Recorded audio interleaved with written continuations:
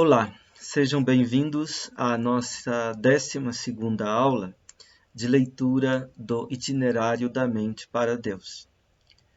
Nós estamos lendo o prólogo desta obra, lendo com muita calma, muito vagar.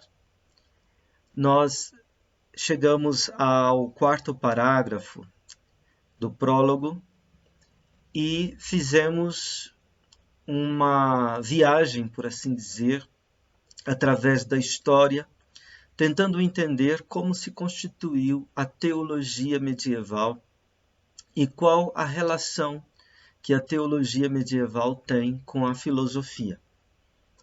Nisso, nós vimos como se deu a integração entre fé e intelecto. Nós voltaremos agora ao texto e iremos comentá-lo mais diretamente na aula de hoje. No parágrafo 4, diz assim: Eu convido, pois, o leitor, primeiramente, ao gemido da oração, feita em nome de Jesus Cristo, crucificado, cujo sangue nos purifica das manchas dos nossos pecados.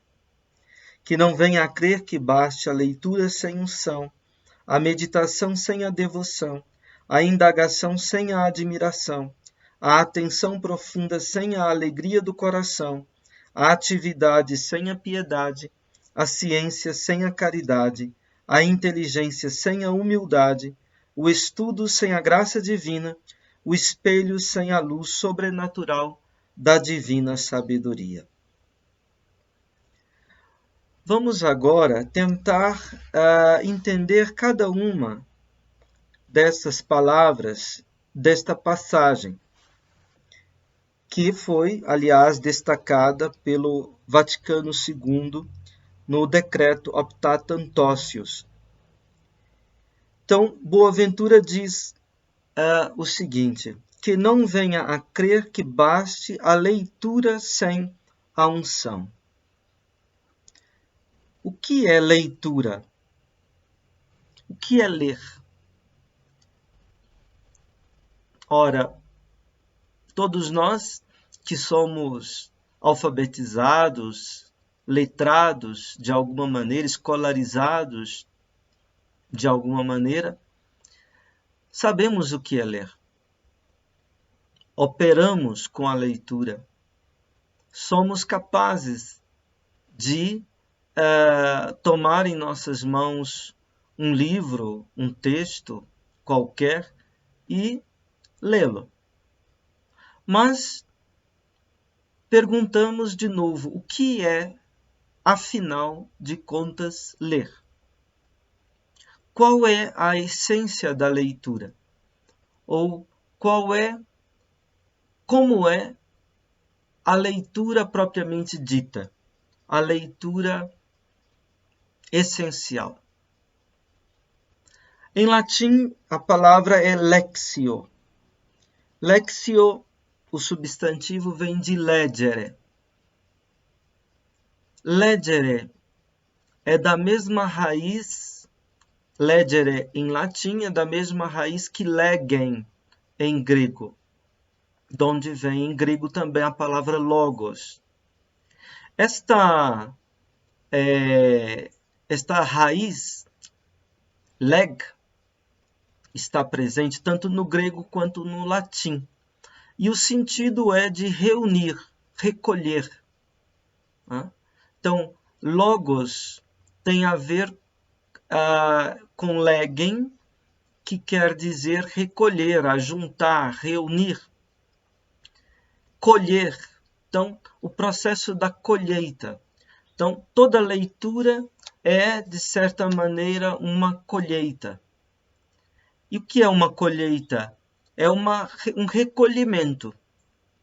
Um recolhimento onde não somente se ajuntam os grãos, os frutos, aquilo que é colhido, mas na colheita se recolhe também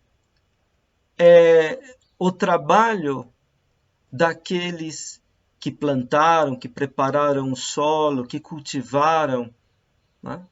E se recolhe também a dádiva do céu e da terra.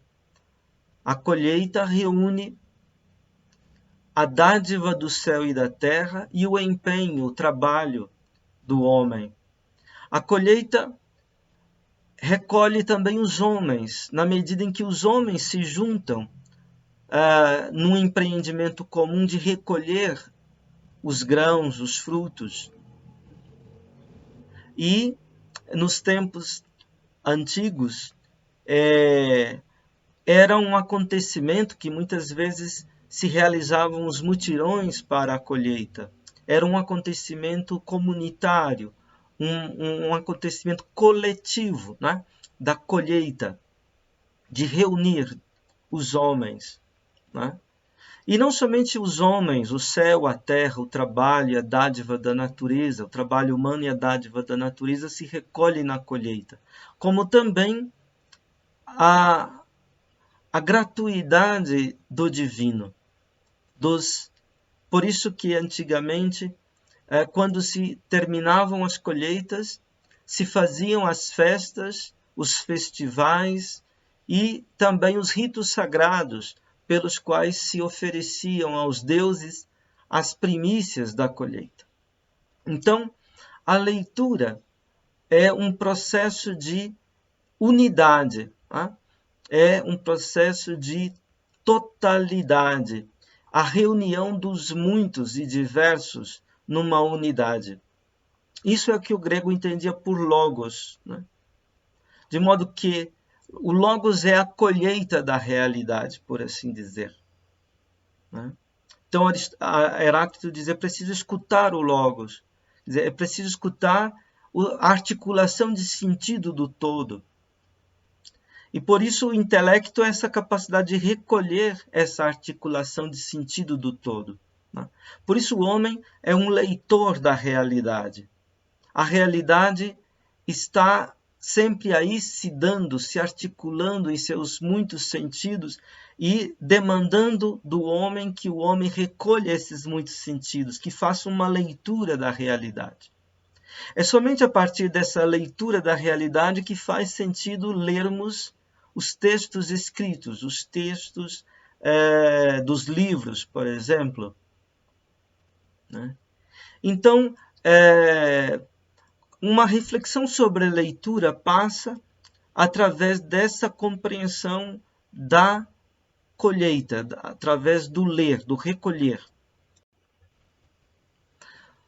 O filósofo Martin Heidegger, num livrinho intitulado Denkerfahrungen, Experiências do Pensar, ele escreve em poucas palavras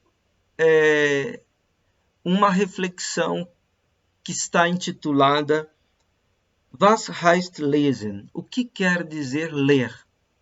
Eu observo que em alemão a palavra lesen significa tanto ler quanto colher. Né? Então, lesen vale também para colher frutos, por exemplo. É a mesma palavra, colher frutos e ler um livro. Então, Heidegger diz, o que significa ler? Aquilo que carrega e conduz no ler é o recolhimento, é a reunião, é a concentração.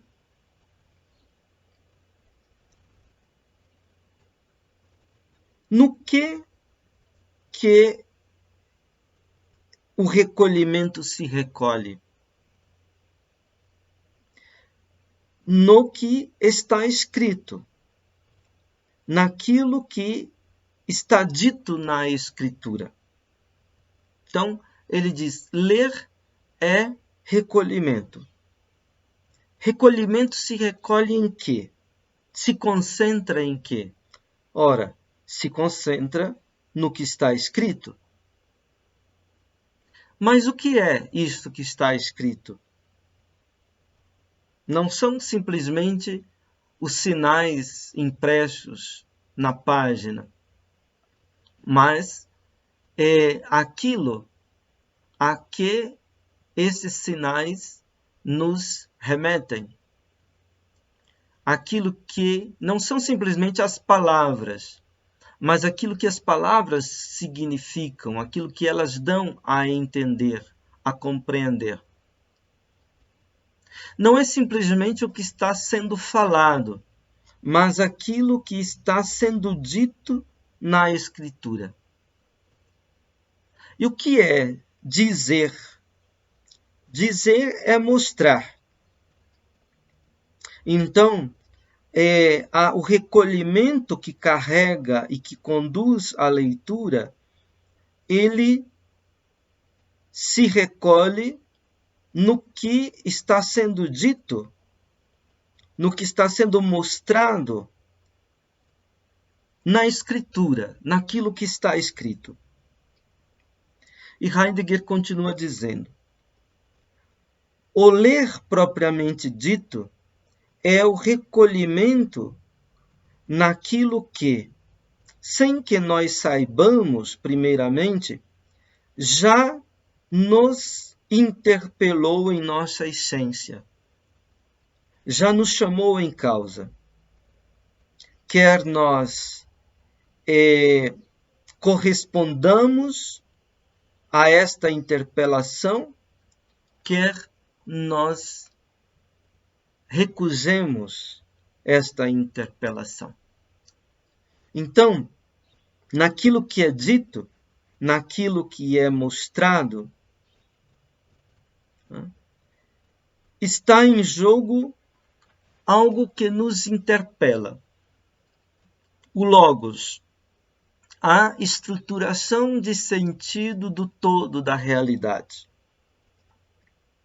Então, por isso que Heidegger diz, no ler propriamente dito, o recolhimento,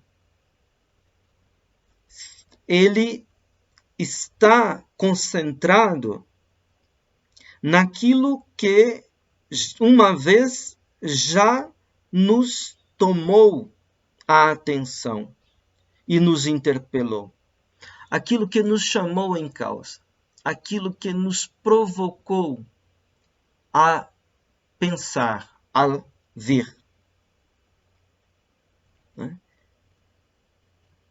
Quer nós correspondamos a esta interpelação, a este apelo do sentido da realidade, do ser, quer nós recusemos esta correspondência. Por isso, ele continua dizendo, e o texto termina dizendo, sem o ler propriamente dito, nós não podemos também ver aquilo que nos fita, aquilo que nos contempla. E contemplar aquilo que aparece e brilha. Então, o ler propriamente é este recolhimento junto daquilo que nos interpela e que nos chama, que nos reivindica e solicita, que é a realidade nas muitas realizações do real. Então, sem este ler propriamente dito, nós não podemos ver aquilo que nos vê. Ver aquilo que nos contempla. Ver aquilo que nos fita, que é o mistério da realidade, ele mesmo. Então, a leitura propriamente dita não é a decifração de um código. A leitura propriamente dita é ver o mistério da realidade que nos fita, que nos encara. O mistério da realidade que nos encara. É contemplar essa realidade em seu originário aparecer e em seu originário brilhar. Então, isto é ler. Há um texto muito belo que está no livro Comédias para se ler na escola, de Luiz Fernando Veríssimo, que se chama ABC. Ele conta a sua experiência de como ele era criança e, ao ser alfabetizado, ele ficava encantado com as letras das cartilhas, que eram letras grandes. E cada letra tinha uma personalidade própria que se lhe apresentava e que o encarava de alguma maneira. E ele ficava encantado com as letras. Aos poucos, porém, ele diz: nós, de tanto lermos as letras, já não prestamos atenção a elas. De tanto lermos palavras, não prestamos atenção às letras. De tanto lermos frases, já não prestamos atenção às palavras. De tanto ler parágrafos, já não prestamos atenção às frases. De tanto ler textos, capítulos, livros, já não prestamos mais atenção no mistério da linguagem que nos solicita. Então, esse texto diz, quando criança nós devíamos ler metafísica, porque a criança é um ser metafísico, é um ser que tem tempo para perder com o infinito. Então, a leitura, ela só se dá propriamente quando nós somos capazes de perder tempo com o infinito. O infinito não é aquilo que está para além do finito, mas aquilo que se recolhe no mais íntimo do finito. Então, isto é o exercício da leitura. Bem, Boaventura diz que não venha a crer que baste a leitura sem a unção. A unção. Aqui nós temos uma remissão a um texto da Sagrada Escritura, do Novo Testamento, da primeira carta de João. No capítulo 2, versículo 20, o apóstolo João diz aos seus leitores: vós, porém, tendes a unção do Santo, e sabeis todas as coisas. E no versículo 27 do mesmo capítulo 2, ele diz: a unção que dele recebestes permanece em vós, e não necessitais de ninguém para vos ensinar. Pois como a unção vos ensina tudo, e é verdadeira e não mentirosa, permanecei nele conforme ela vos ensinou. Aqui temos a palavra grega crisma, que significa unção. A unção significava, no âmbito das escrituras cristãs e também judaicas, significava a escolha divina. E como o Espírito Divino repousa no homem e o fortalece para a luta e também lhe concede alegria. Então, a unção tem a ver com a alegria, com o brilho, com a vitalidade e a iluminação e o vigor do Espírito. Então, o apóstolo está dizendo, vocês são ensinados por essa unção. E por isso, quer dizer, vocês são Cristos, né? Vocês são ungidos, né, pelo Espírito. Então, sigam o ensinamento da unção, o ensinamento do crisma. Né? O cristão não é simplesmente um cristão, ele é um Cristo. Isto é, ele é um ungido, alguém que recebe o Espírito Divino. Então, ele não aprende somente pela leitura, ou porque outros ensinam a ele exteriormente pela pregação. Ele aprende também interiormente pela unção do Espírito. Então, Boaventura está chamando a atenção para esta aprendizagem que não vem da leitura, mas que vem da unção do Espírito. Boaventura, no seu texto intitulado Das Seis Asas do Serafim, ele diz: esta é a unção do Espírito, que ensina a respeito de tudo aquilo que diz respeito e encaminha para a salvação. Então, a unção do Espírito ensina a respeito daquelas coisas que encaminham o homem, que tornam o homem mais ágil, mais veloz naquilo que diz respeito à sua salvação. E no seu comentário ao Evangelho de Lucas, Boaventura diz, ele se recorda de uma sentença de São Bernardo, que diz assim: boa é a leitura, mas melhor a unção que ensina a respeito de tudo.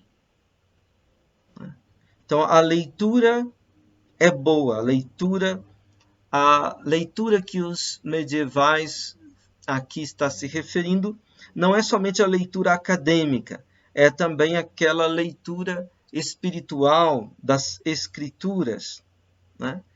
E a leitura espiritual é boa. Melhor ainda é a unção que ensina a respeito de todas as coisas. De todas as coisas quer dizer de todas as coisas que dizem respeito à saúde ou à salvação do homem.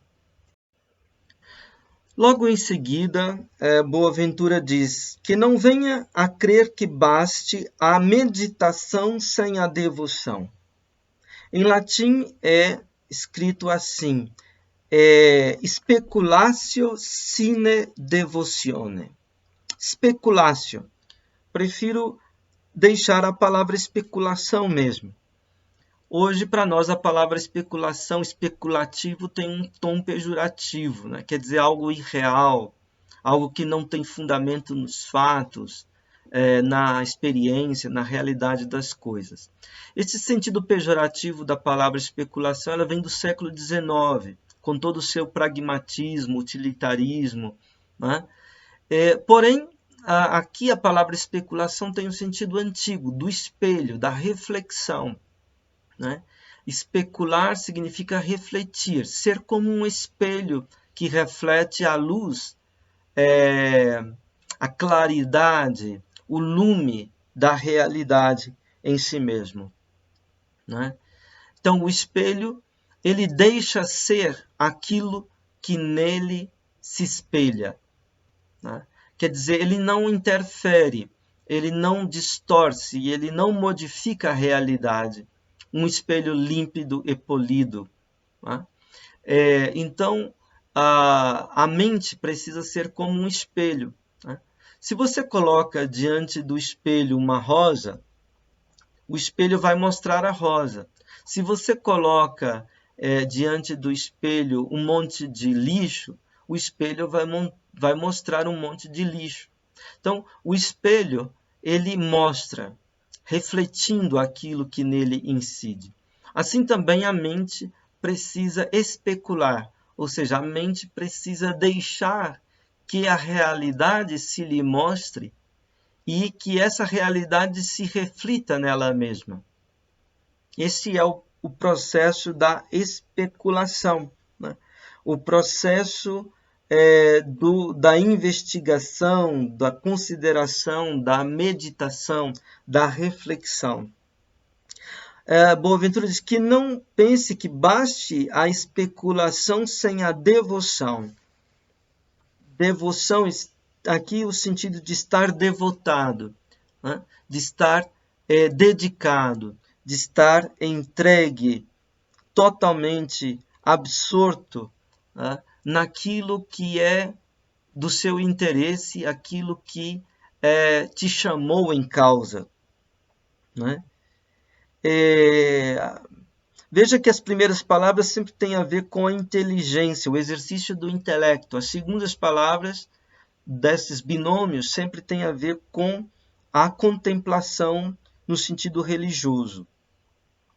Logo em seguida, ele diz que não venha a crer que baste a indagação sem a admiração. Em latim está investigatio sine admiratio. Eu prefiro traduzir por a investigação sem a admiração.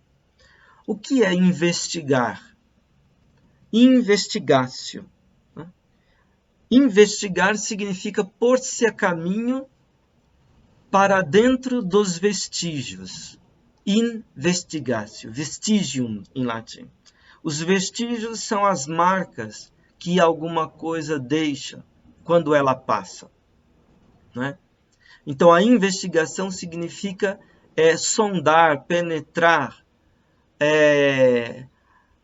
os indícios, as marcas, os vestígios que aquilo que estamos procurando com o nosso intelecto deixou para que nós pudéssemos ir ao seu encontro, tentar alcançar isso que nós buscamos.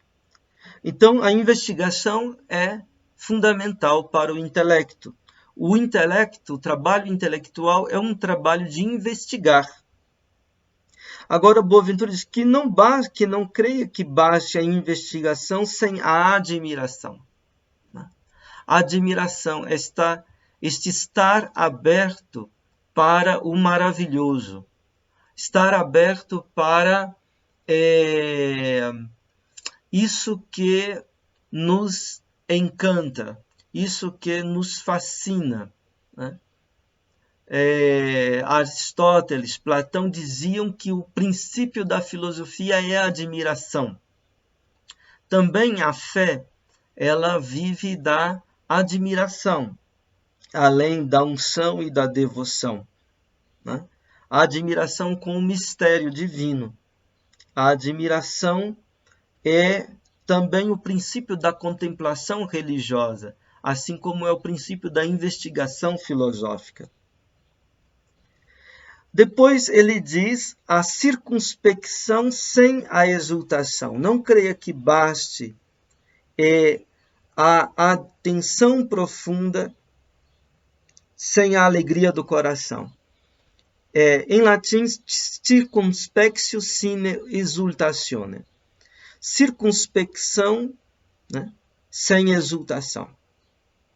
O trabalho do intelecto exige circunspecção, isto é, uma capacidade de olhar ao redor, uma capacidade de girar a cabeça, dizia Platão. Né?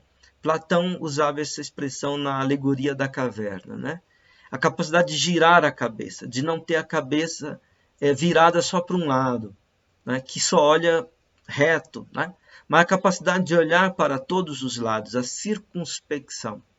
O trabalho intelectual é um trabalho que exige essa circunspecção. Né? Agora, Boaventura diz que não basta a circunspecção sem a exultação, né? Sem esta alegria que salta para fora, esta alegria que não se contém a exultação. Depois, a atividade sem a piedade. Em latim se diz industria sine pietate. Indústria. Indústria em latim não tem nada a ver com fábrica. Né? Hoje chamamos as fábricas de indústrias. Né? E a palavra indústria quase que se resume ao âmbito de atividades econômicas que se realizam nas fábricas. Mas a palavra indústria em latim significava essa atividade, né? Este ralar, a gente diz na linguagem cotidiana, né? Esse empenhar, suar, né? Esforçar-se por obter alguma coisa, essa atividade que é um esforço por alguma coisa. Né? O trabalho intelectual, o estudo, né? tem esse caráter de esforço. Sem esforço por aprender, não se chega a lugar nenhum no trabalho intelectual. No entanto, Boaventura diz, não pensa que baste essa indústria, esse esforço dessa atividade, sem a piedade. Na contemplação, além do esforço, é preciso ter a piedade. O que é a piedade? Em grego, eusebeia, que quer dizer a reverência, a veneração para com o mistério, para com o divino. Para Boaventura, a teologia, no sentido cristão, é um conhecimento segundo a piedade. Ou seja, é um conhecimento que se rege pela veneração ao mistério, pela adoração ao divino. Né? Depois ele diz, a ciência sem a caridade. A palavra ciência aqui em sentido amplo, né? O saber no sentido de resguardar a evidência daquilo que se nos mostrou. Né? O saber no sentido de ver e ter visto, o verbo grego eidenai. Né? Ciência tem a ver com isto. Agora, Boaventura diz, não creia que baste a ciência sem a caridade. Paulo, numa de suas cartas, diz que a ciência, ela infla, a caridade, ela edifica. Quer dizer, o homem pode ficar inflado, inchado, por aquilo que ele sabe ou que ele pretende ou presume saber. Mas a caridade, ela edifica, ela constrói, ela ergue os homens. Né? Então, a ciência, ela precisa estar articulada com a caridade. Né? O saber, o ver com o amar. O amar no sentido de gratuitamente se doar ao bem do outro, o querer bem ao outro, gratuitamente, a caridade, a agape em grego. Né? Caridade, então, como este querer bem gratuito. Né? Agostinho dizia, amo quer dizer quero que sejas. A caridade é querer que o outro seja o melhor que ele pode ser de si mesmo. Né? Então não basta a ciência sem a caridade. Depois ele diz a inteligência sem a humildade. Inteligência, nós já explicamos a palavra intellectus numa das aulas passadas, de intelligere ou intellegere, que quer dizer recolher o que está entre, o que está de permeio. Né? A inteligência é essa capacidade de reunir, essa capacidade de reunir, de articular aquilo que está de permeio e no entremeio da realidade. É a capacidade de ler nas entrelinhas da realidade, das realizações do real. Né? Isso é a inteligência. Não basta a inteligência sem a humildade. A inteligência sem o espírito, sem a pobreza do espírito, né? Que se chama também de humildade. Humildade é a verdade de si. Né? Humildade é o homem se submeter à verdade, se deixar vencer pela verdade. Humildade é o homem colocar-se na sua condição de finitude, de terra. Né? Humus, humilitas vem de humus, que quer dizer terra. É ser como a terra é. A terra, né, que nós tratamos como vil, né, como algo que nós apenas exploramos e usamos e abusamos. Né? A terra que é generosa, que tudo sustenta, que se coloca debaixo dos pés de todos, sustentando tudo e todos. Né? Ser como a terra, isto é, a humildade. Humildade é também essa capacidade de ser um nada. E de sendo um nada, deixar ser o ser e o nada de tudo. É o vigor ontológico da humildade, né? É, como dizia Francisco de Assis, né? Reconhecer que nós somos contrários ao nosso próprio bem e que todo o bem que é dito ou feito através de nós provém de Deus e não de nós mesmos. Isto é a humildade cristã.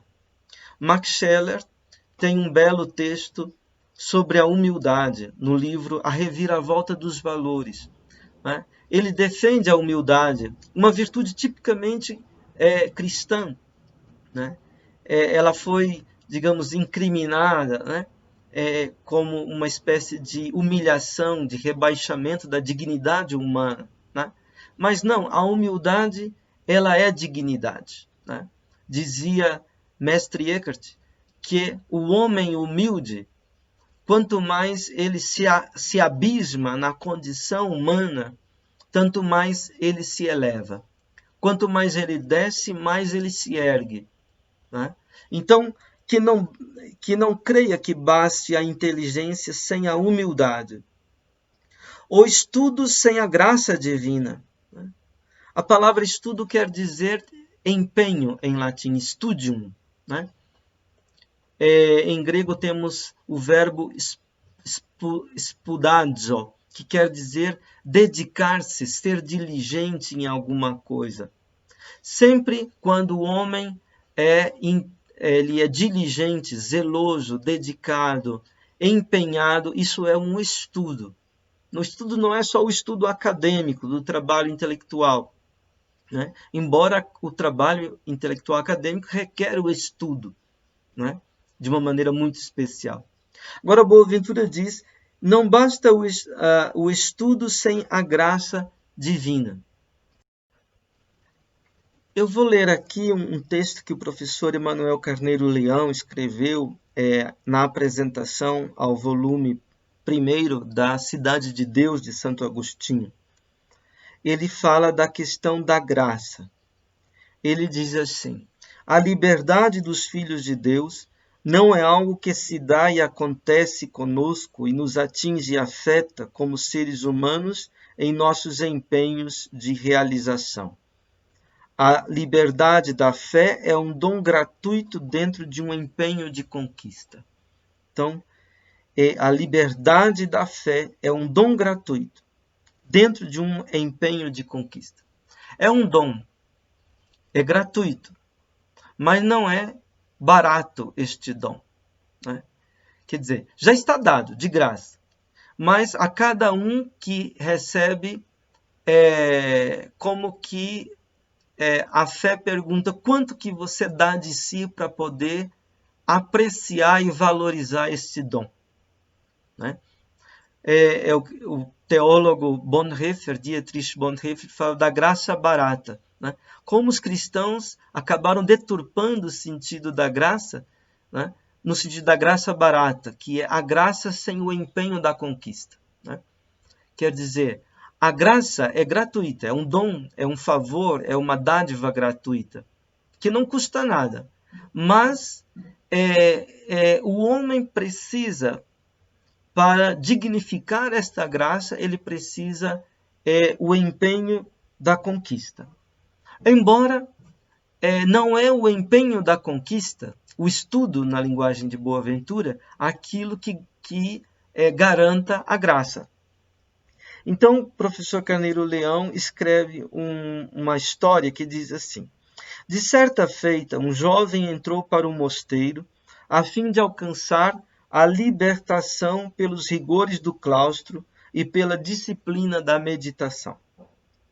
O mestre saiu para o pátio, apanhou um caco de telha e se pôs a esfregá-lo numa pedra de esmeril. Passou dias inteiros concentrado no esforço de esmerilar a argila. O recém-chegado se aproximou e indagou o que o monge pretendia com todo aquele trabalho. O monge respondeu que, raspando com todo cuidado, ia transformar o caco de telha num espelho. O noviço retrucou: então pode desistir. Caco de telha, por mais que se raspe, não vira espelho. O monge comentou apenas: pensei que você não sabia. Como não? Disse o jovem. Todo mundo sabe que espelho é metal e não barro.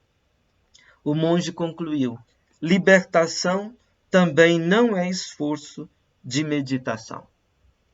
Nessa história, se está mostrando, né, que o empenho é muito importante, é imprescindível, mas não é o empenho que garante a graça, né? Todo o empenho do homem é o empenho de receber aquilo que é uma dádiva gratuita, divina, né? Também o empenho do homem, o poder se empenhar em receber, já é uma graça, né? Todo caso, nos ensina, digamos, essa história a não pensar que o nosso empenho merece a graça. Não. A graça é sempre gratuita, mas a graça, para ser, digamos, mais preciosa, enquanto graça, ela requer de nós todo o nosso esforço de receber. E tudo que nós fazemos é apenas isso, nos dispor para receber. Inclusive, nós recebemos esta capacidade de nos dispor para receber. No fim, tudo é graça. E, por fim, ele diz: não basta o espelho sem a luz sobrenatural da sabedoria divinamente inspirada. Não basta o speculum sem sapiência divinitus inspirata. Não basta o espelho sem a sabedoria ou a sapiência que foi inspirada divinamente. Aquela sapiência que vem do sopro do Espírito. Inspiração é isso, soprar para dentro, né? Em que o Espírito sopra para dentro do homem. Então, concluindo este parágrafo 4, tão rico, Boaventura diz: às almas, portanto, que a graça divina dispôs já humildes e piedosas, às almas cheias de compunção e de devoção, ungidas pelo óleo da alegria divina, às almas ávidas de sabedoria divina e inflamadas do desejo de possuí-la, que queiram dedicar-se a glorificar, admirar e a degustar a Deus, eu proponho as especulações que se seguem. Então, a especulação do itinerário da mente para Deus é proposta para aqueles que se embalam naquilo que Boaventura chama de suspensões ou elevações da mente, que tem em grande medida a ver com o afeto, né? Então, o saber da contemplação, o saber teológico, é um saber não somente do intelecto, mas é um saber também e sobretudo do afeto. Porque o que se cultiva nesse saber é justamente o encontro, a relação com o divino, né? E aqui Boaventura fala dessas suspensões do afeto, né? Dessas inflamações do afeto. A compunção, a devoção, a glorificação, a admiração, a degustação de Deus. A sapiência como saborear Deus, né? E ele termina o parágrafo 4 dizendo: advirto-as, porém, que pouco ou nada servirá o espelho que eu quero pôr sob seus olhos, se o espelho de seus espíritos não tiver sido previamente bem purificado e bem polido. Ó homem de Deus, começa, pois, a escutar as censuras de tua consciência, antes de elevares teus olhos para os raios da sabedoria divina que se refletem nos seus espelhos. Não venha acontecer que o esplendor dessa luz, por demais viva, te derrube numa fossa mais profunda de trevas. Com outras palavras, o itinerário da mente para Deus é um texto que requer do homem não somente o engajamento do seu trabalho intelectual, mas é sobretudo esse trabalho intelectual é também uma disposição afetiva e uma disposição também da vontade do homem. É, no fundo, um engajamento ético e religioso. Então, o itinerário da mente para Deus, ele só tem sentido na medida em que aquele que o lê como um exercício espiritual se engaja num empenho ético-religioso. Né? Então, é um texto de um exercício espiritual, né? Que requer esse engajamento ético. Ético significa do bem viver, né? Por isso fala de ouvir a própria consciência, isto é, aquela voz que chama o homem para o viver bem, para o bem viver, né? Que é viver retamente, né? E também, além do aspecto ético, o aspecto religioso. Né? Então, falando com as categorias de Kierkegaard, né? O itinerário da mente para Deus não é somente um texto de especulação teológica e filosófica, é também um texto ético-religioso, um texto que culmina numa experiência da mística. Por hoje, nós ficamos aqui. Na próxima vez, vamos ler o parágrafo 5º e assim terminar a nossa leitura do prólogo. Muito obrigado pela sua atenção, pela sua paciência e até a próxima oportunidade.